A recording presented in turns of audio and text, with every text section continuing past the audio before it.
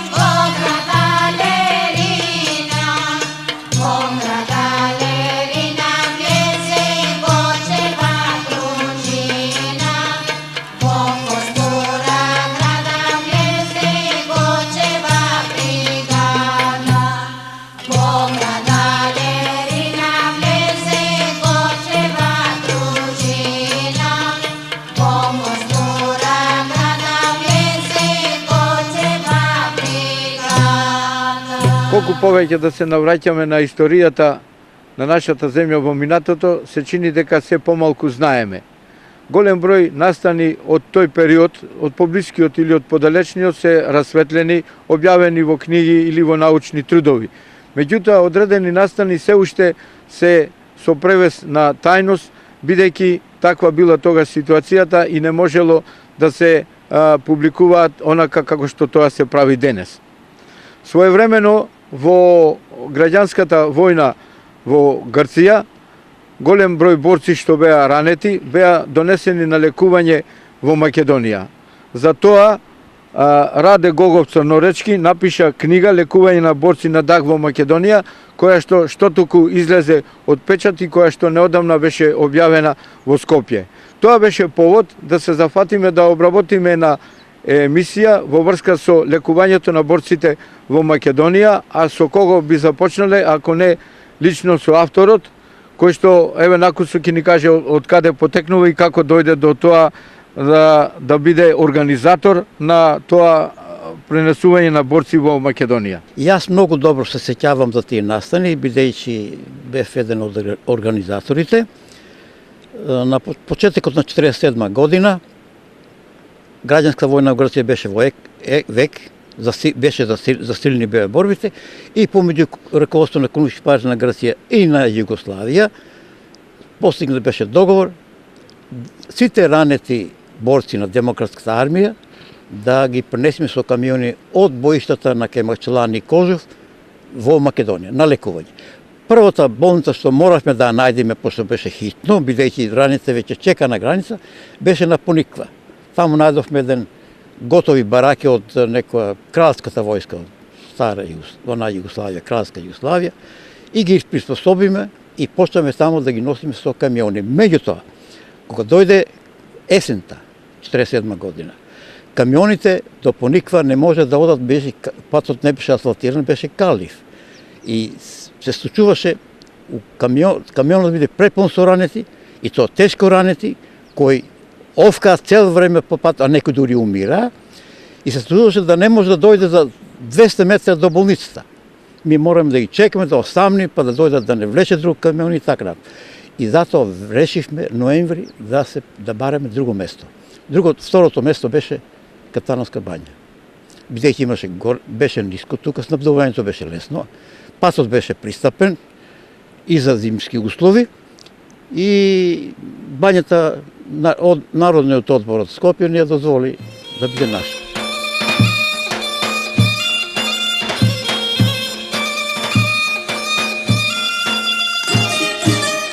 Во овој труд најголем дел зафаќа организирањето на лекувањето на борците на ДАГ во Македонија. Опишано е како се најдени и организирани објекти за болничкото лекување, лекарската екипа и болничкиот персонал, детали од текстот за лекувањето и финансирањето, судбината на оздравените борци и друго. Верувам дека многумина од тие борци кои се живи во Македонија, во Грција или во други земји, со интересирање ќе ги читаат имињата на лекарите кои им ги спасија животите. Од разговорите што ги имав со нив, заклучив дека тие и сега живеат со сеќавањата на тие денови и со чувството на голема благодарност кон нив. Верувам дека со интересирање овие редови ќе ги читаат и децата и внуците на лекуваните борци, пишува во својата книга Раде Гогов Црноречки.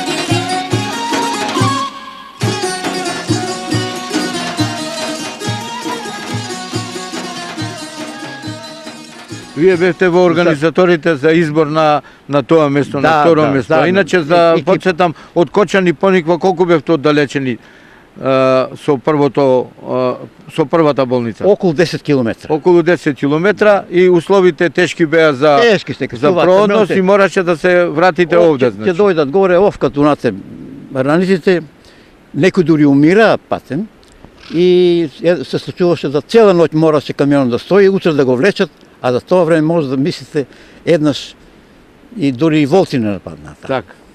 Тоа го имате обработено во книгата и се спасивте со бегање. Дојдовме у Катаново. Катаново не ослободија и за запоседнавме, направихме услови добри за овде беа многу добри условите, готово беше зградата. Одмах најважно беше хируршката операција, хируршката клиника кај ќе биде. Кај се врши хируршките зафати. Имавме, како што знаеме, два врвни хирурзи од ВМА, Месторовиќ и Едо Преданич. И медицински сестри, Леа, аптекарка од тамо, Кича Борозан. Наш интендант, тука ставивме економ, Ѓорѓе Пановски. И тука се организираме убаво. Меѓутоа, овде беше, колку беше погодно, толку беше и лошо. Како земја победничка во Втората светска војна и со стабилен економски и политички систем, поранешната Југословенска федерација и Македонија, како нејзина членка, и како соседни земји кои граничеа со Грција, беа мощне погодни за давање помош на грчкиот и македонскиот народ во новата борба за слобода и демократија.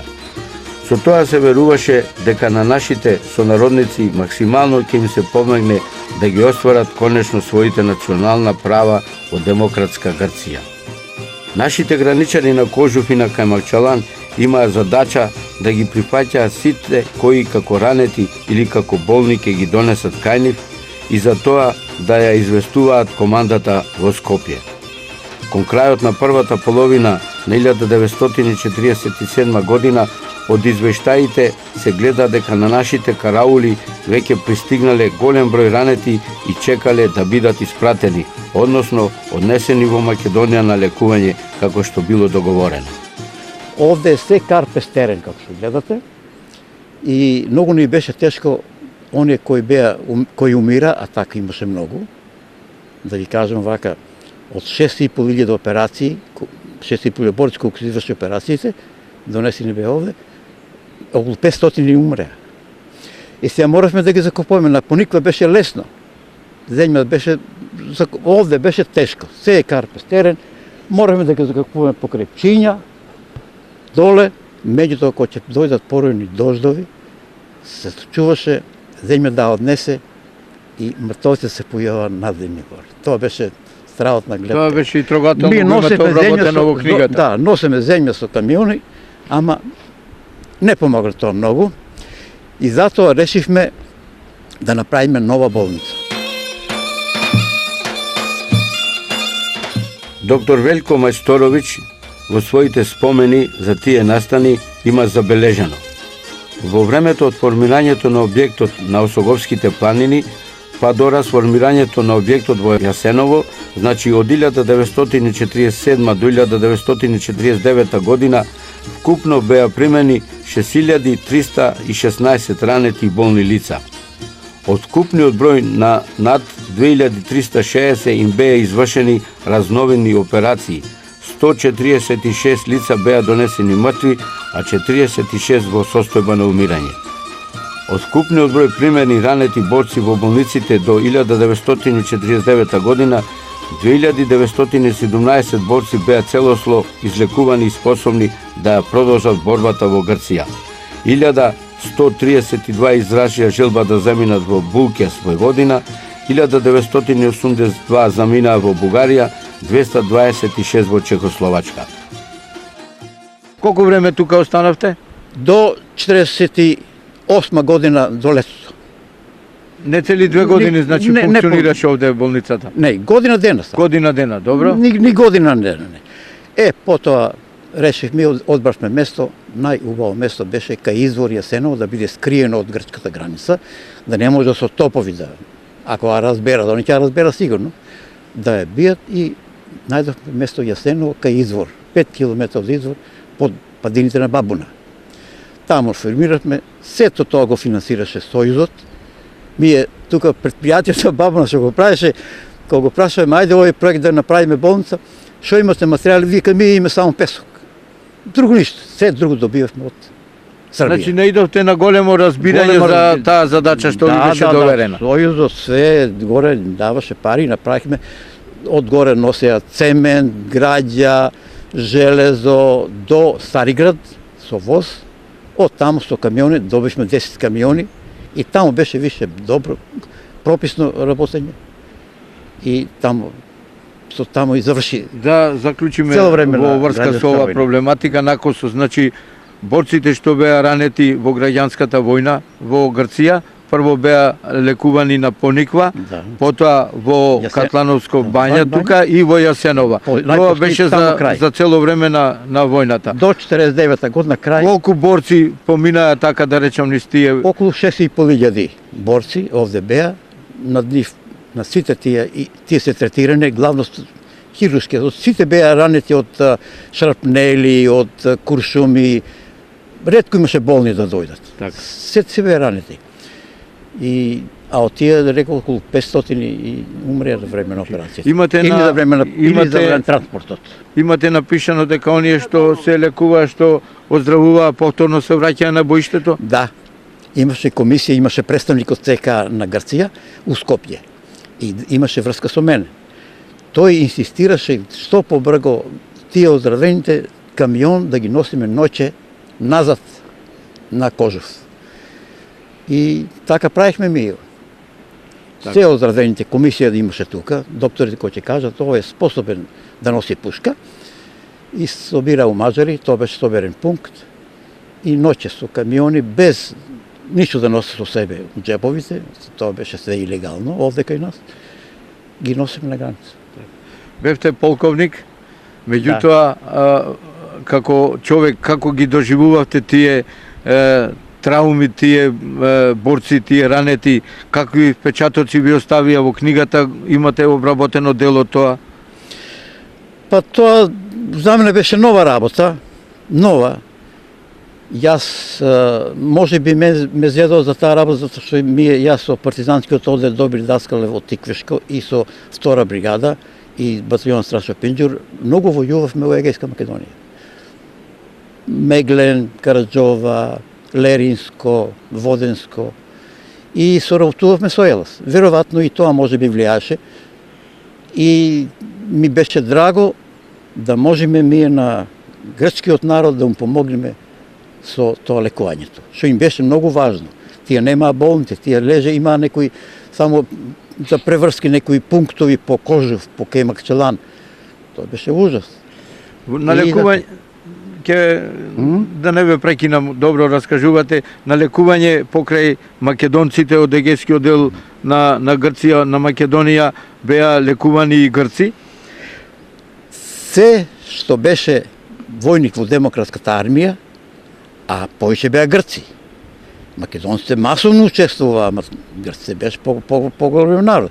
Сите тие и грци, дури грчки виши офицери, иде овде на лекување. Ја напишав неколку имиња од тие офицери грчки овде.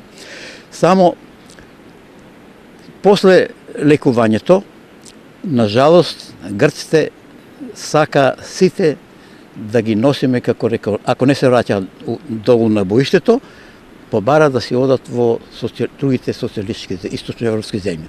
Во Чешка, Словачка, во Романија, во Унгарија, во Полска, во СССР. Побара и ние му удоволовме нивното барање. Таму ги носевме. А македонците, полно македонци, знаеш, остана у Македонија.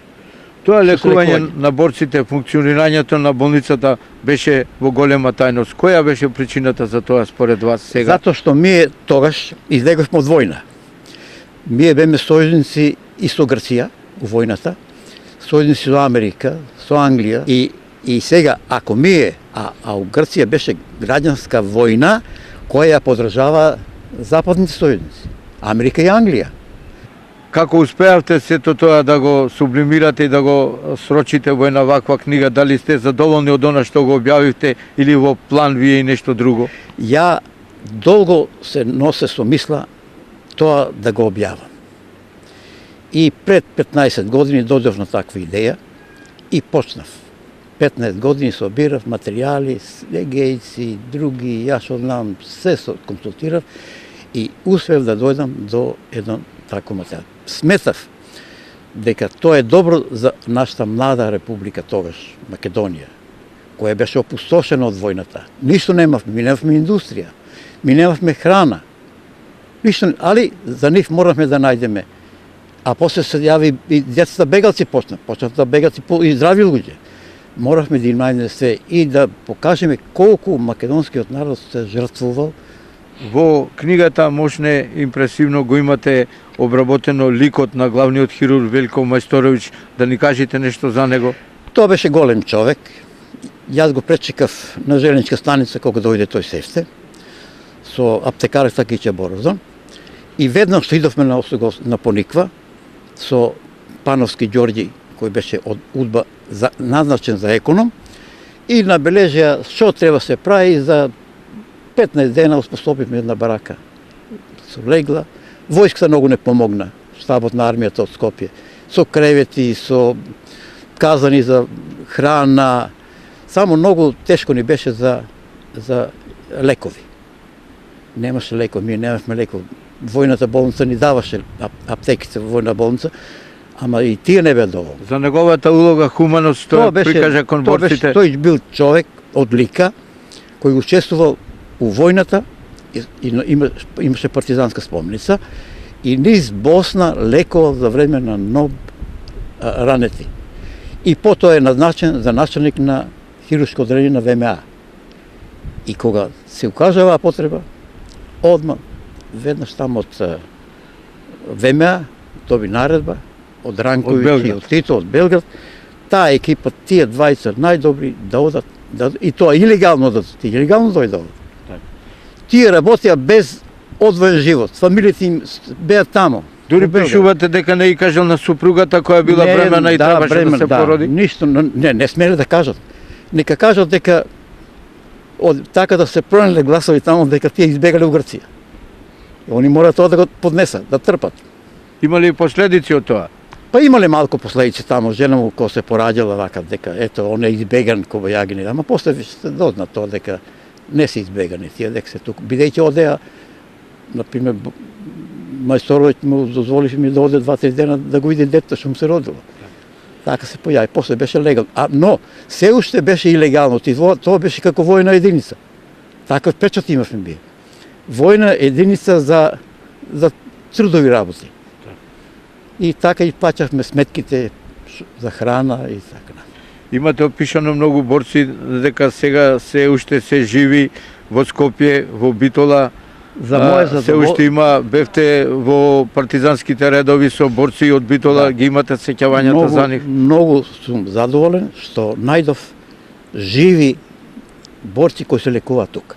Еве, меѓу тие борци што се лекуваа овде, со нас е дојден и да ни се представите, ајде, вие бевте тука лекувани 3 пати или 5 пати сте били ранети, да ни опишите малце за тој живот тогаш кога престојувавте во болницата? Па, за време на војната, ја бев и во Втората светска војна и во сега граѓанската војна и во тој период сум ранет околу 5 пати.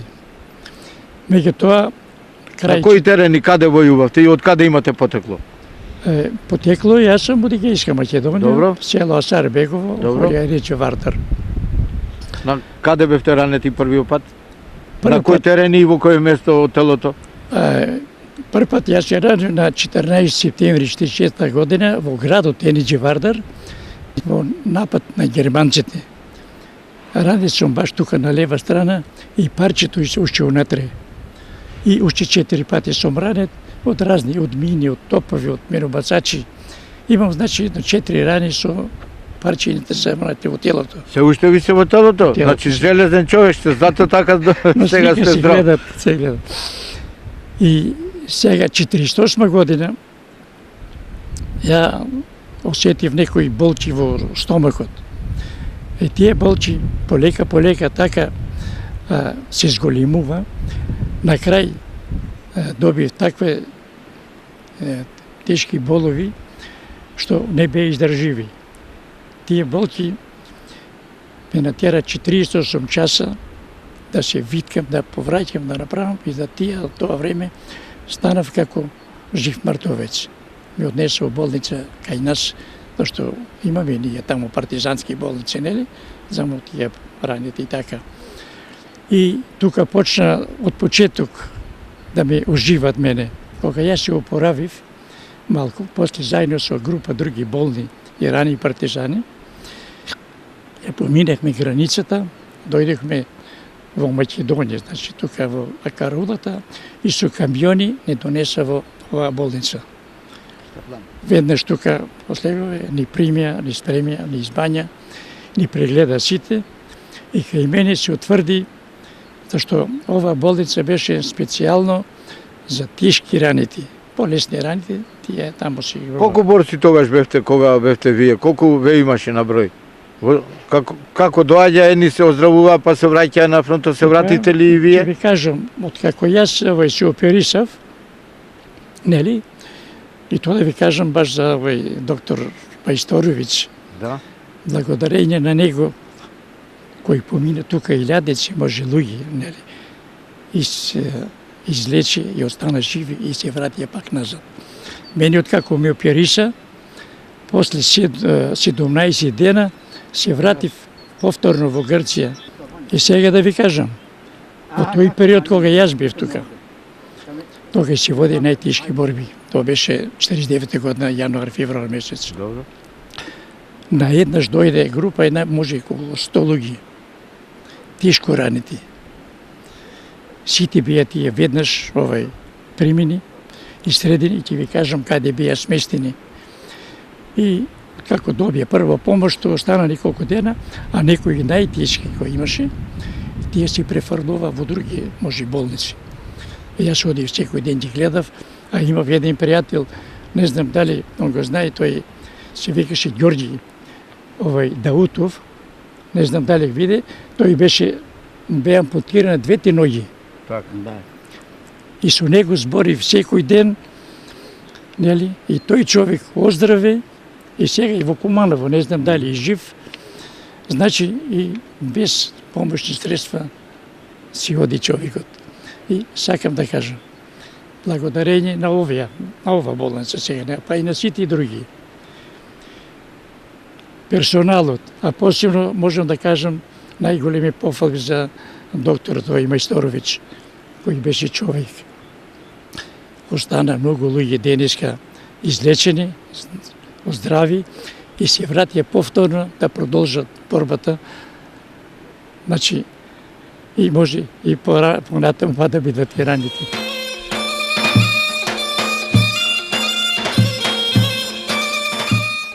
Во ноември 1948 година се случија две сообраќајни несреќи со камионите на болницата со трагични последици. Едната се случи кога економот Ѓорги тргна со камион по набавка на материјали за болницата во Скопје. Движејќи се по лизгав терен кај Идризово, камионот се превртел и Ѓорги паднал под тркалото. Повредена му беше главата и лекарите во клиничкиот центар во Скопје со тешки маки му ја санираа раната. Но тој остана жив како тежок инвалид и пак продолжи да работи во болницата до незиното престанување со работа кон крајот на 1949 година.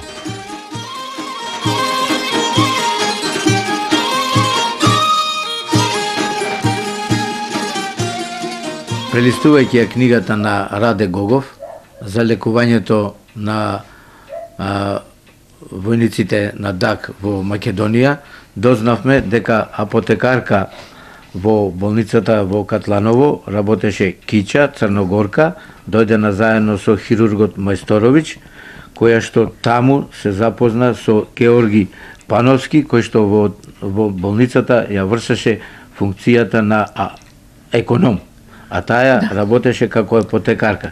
Ги посетивме во нивниот дом во Скопје и еве ги накусо нивните сеќавања за тие денови поминати во болницата. Така е. Јас сум Кича Борозан Пановска. Дојдена сам у Македонија на 3 ноември 1947 година, пошто работех, давах ванредни испити, а работех у ВМА болница и ме викна мајорот доктор Биелич да дојдем у Македонија да работим у ДАК болница како апотекарка. И кога дојдох у болница као апотекар, работех и као апотекар и работех и помагах и ова операциона сала, пошто имаше многу рањани тамо, доаѓаат рањаници, поготово 48 година, пошто после информираа, дојдоа од други држави, така да у болница имаше многу рањаници. Многу имаше рањаници. Тамо работеше Мајсторовиќ дојде, он ја дојде не у Катлановска бања прво, него дојде на Осогово. На прва болница дојде. Да, доктор Мајсторовиќ и доктор Едо Преданич и жена на Преданич као овај медицинска сестра. Имаше нас тамо 8 наших Југословена кои работеа. И после се запознах со него, мислим на 3 ноември 1947 година се запознах кога ме доведе у Катлановска бања и таму 1948 година се регистрирахме и отидосме у Јасеново, кога се болница пресели у Јасеново. Исто тамо работевме на иста, он као економ, ја као апотекарка и помагах у други работи. Вие бевте на должност кога доживеавте сообраќајна несреќа, чии последици се уште ги се видливи. Како го доживеавте тоа? Видите, јас сум прво дете од 10, од Свети Николе сум. Завршив, бев у Белград, ме прати у Белград, кога бев у армијата. Ме прати у Белград, завршив виси интендантски офицерски курс у Белград. Русите влегуваа. И ја потоа дојдов у Скопје.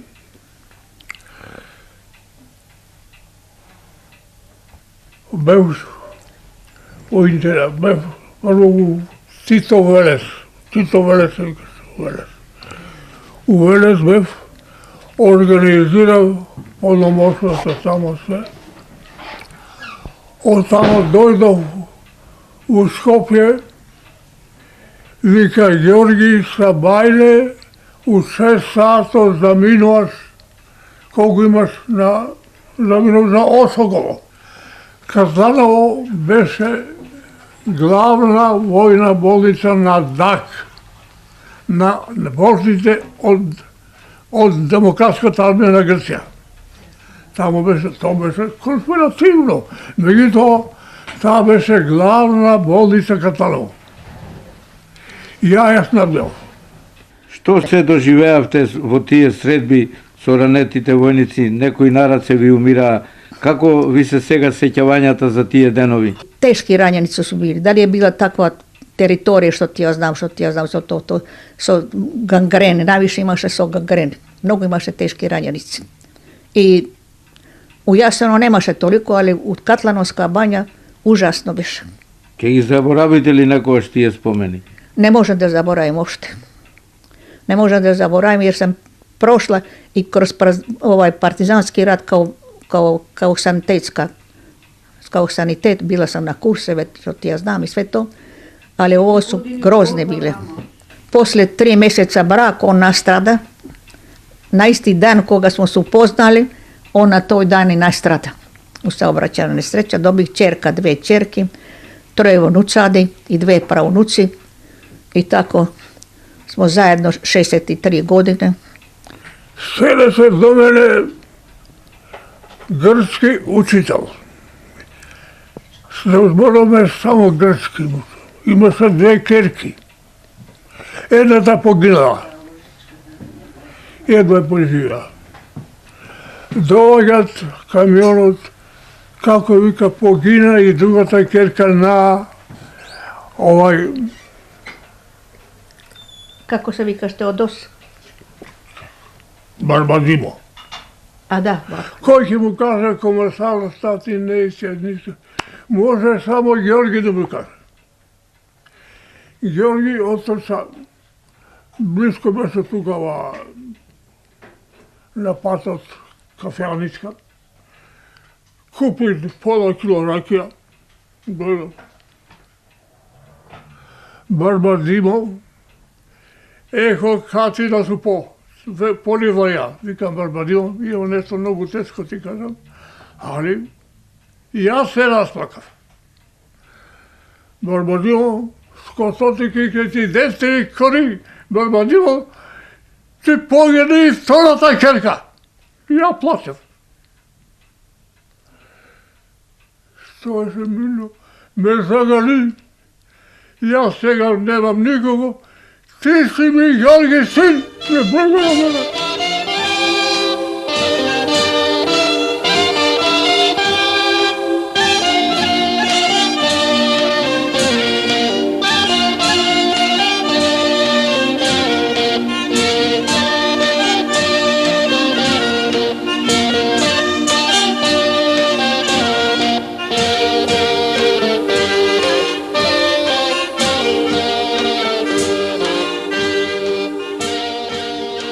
Причините за поддршката на Југославија на Демократската армија на Грција во време на тамошната граѓанска војна се разнострани и многу бројни.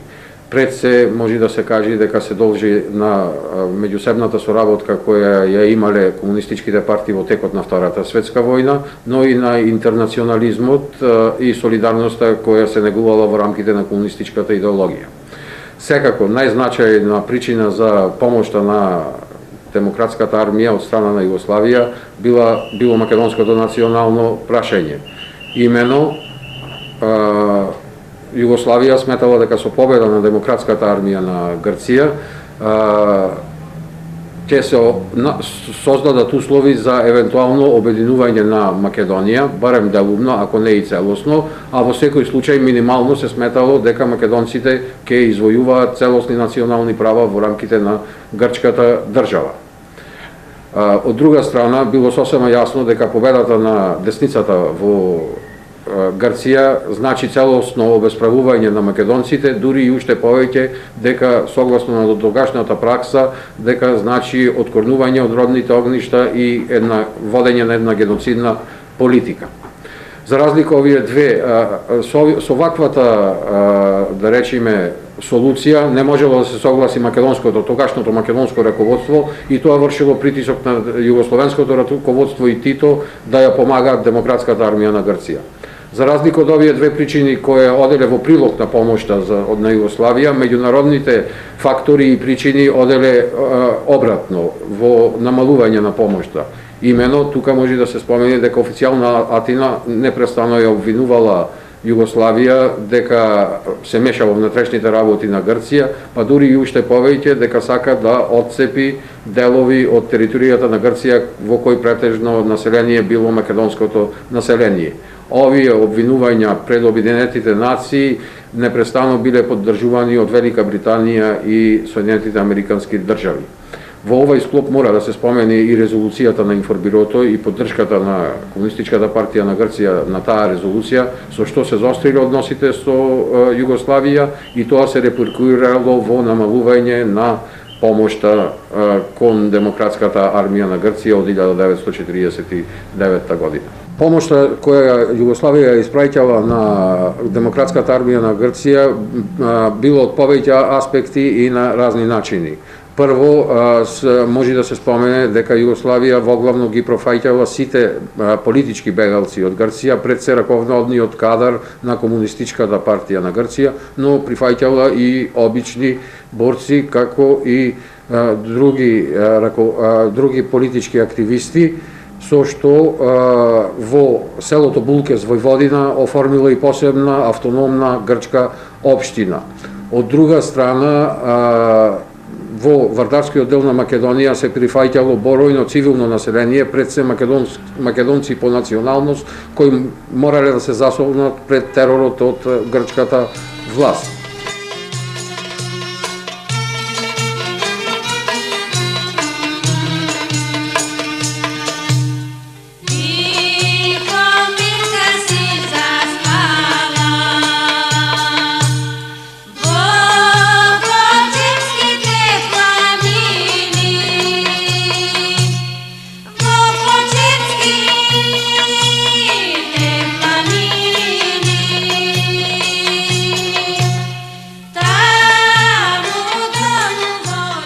Овие последни 2-3 години, Сдруженијето на децата бегаци од Егејскиот дел на Македонија ја покрена повторно, ја оживе таа, да речам, идеја и на борците и наша, и веќе се води постапка за изградба на спомен парк на загинатите во Катланово од 1941 до 1949 година, и верувам дека сега, кога веќе има и резолуција на Собранието на Република Македонија, кај што се вика ќе се помогне и финансиски и логистички, верувам дека ако не оваа година, наредната, ќе имаме таков еден спомен парк на загинатите, во кој ќе можат еднаш или два пати годишно да се собират по десетина илјади наши луѓе и од Републиката, и од Егејскиот дел, ако сакате и пошироко, и од диаспората, за да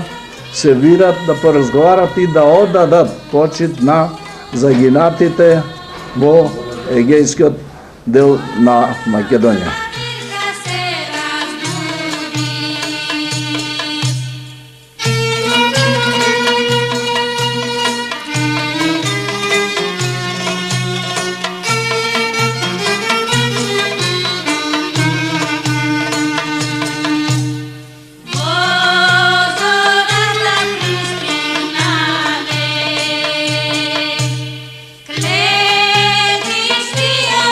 Fašisti